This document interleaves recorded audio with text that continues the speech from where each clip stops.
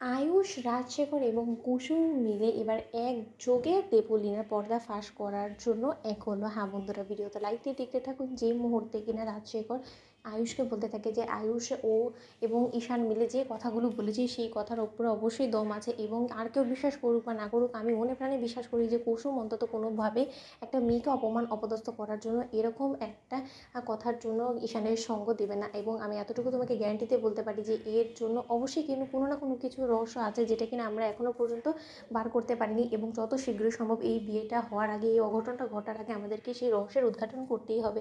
অন্যদিকে যখন আয়ুষ বলতে থাকে যে বাবা, তোমারও এটা নিয়ে এতটা সন্দেহ কেন মনে হচ্ছে বলো তো, মা যদি যেই সকল সিদ্ধান্ত নিয়েছে সেটা তো কোনোদিনও ভুল প্রমাণ হয়নি। অন্যদিকে রাজশেখর বলতে থাকে যে দেখো, এতদিন ধরে ইন্দ্রাণী যে সকল সিদ্ধান্ত নিয়েছে সেটা ভুল প্রমাণ হয়নি বলে এটা বোঝা যায় না যে এখনও ও যে সিদ্ধান্তগুলো নেবে সেটা কোনো রকম কোনো ভুল হবে না। এমনটাও হতে পারে যে ইন্দ্রাণীর সামনে দেবলীনা মিথ্যে ভালো মানুষের অভিনয় করে যাচ্ছে এবং পিঠ পেছনে ওর আসলে একটা নোংরা চেহারা আছে, যেটা কিনা এখনও পর্যন্ত আমরা দেখে উঠতে পারিনি, কিন্তু সেই চেহারাটা কুসুম এবং ঈশান মিলে দেখে ফেলেছে। এবং তার জন্যই আমি বলছি, আয়ুষ, তুমি এই বিষয়টাকে একটু সিরিয়াসভাবে নাও। ঠিক সেই মুহূর্তে যখন রাজশেখর বলতে থাকি যে তাহলে আমাদেরকে একসঙ্গে টিম ওয়ার্ক করতে হবে এবং আমরা একসঙ্গে মিলে দেবলীনার পর্দা ফাঁস করবো এবং এই সমস্যার জ্বর অবধি পৌঁছতেই হবে আমাদেরকে, যে করেই হোক না কেন। অন্যদিকে যখন আয়ুষকে দিকে পাঠায় ইন্দ্রাণী, এবং ইন্দ্রাণী বলতে থাকে যে আয়ুষ, কাল আমি ভাবছি যে আমরা একবার দেবলীনার বাড়িতে গিয়ে দেবলীনার উপরে হওয়া যে সকল অন্যায় অবিচারগুলো হয়েছে সেই সকল কিছুর জন্য ওর মা নিশ্চয়ই আমাদের উপর অনেক অভিমান করে বসে আছে, এবং আমি ওদের বাড়িতে গিয়ে ঈশান এবং দেবলীনার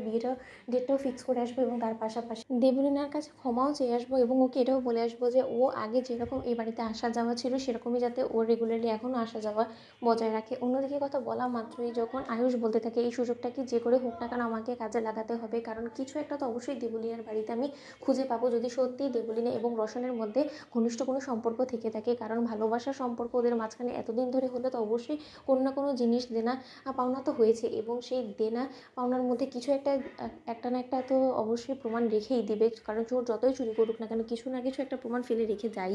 অন্যদিকে দেবলীনার মা গোটা ঘটনা যখন দেবলীনার মুখ থেকে শুনতে পেয়ে যায়, ঠিক সেই মুহূর্তে দেবলীনার মা দেবলীনাকে চিৎকার করে বকাঝকা করতে থাকে এবং বলতে থাকে যে আমি এই ভয়টাই পাচ্ছিলাম এবং অবশেষে এইটাই হলো। তোমাকে আমি বারবার করে বলেছিলাম যে রোশনের সঙ্গে তুমি কোনো মেলামেশা করবে না, কিন্তু না, তুমি আমার কোনো কথা শুনোনি। এবার যদি কোনো মতে আয়ুষ তোমার পেছনে লেগে পড়ে না ঈশানের জন্য, তাহলে আর তোমার এই বিয়েটা কোনোভাবেই হবে না, এতটুকু বলে দিলাম। দেবলীনা তাই ওই রোশন নামক ছেলেটাকে নিজের জীবন থেকে ঝেড়ে ফেলে। তো ঠিক এই কথাটাই যখন আয়ুষে দরজার বাইরে দাঁড়িয়ে ওর মায়ের সঙ্গে দাঁড়িয়ে শুনতে থাকে, ঠিক সেই মুহূর্তে হঠাৎ করেই আয়ুষের দরজা নক করা মাত্রই দেবলীনা গেট খুলে যখন আয়ুষ এবং ইন্দ্রাণীকে দেখতে পায় তখন চমকে যায় এবং বলতে থাকে যে আন্টি, তোমরা এখানে কি মনে করে। অন্যদিকে আয়ুষ বলতে থাকে যে এতক্ষণ ধরে যা কিছু শুনলাম যেটা সেটা যদি সত্য হয়ে থাকে তাহলে তো ঈশান যেটা বলছিল সেটাই সত্য। তো বন্ধুরা, লাইক এবং শেয়ার সাবস্ক্রাইব করতে ভুলো না।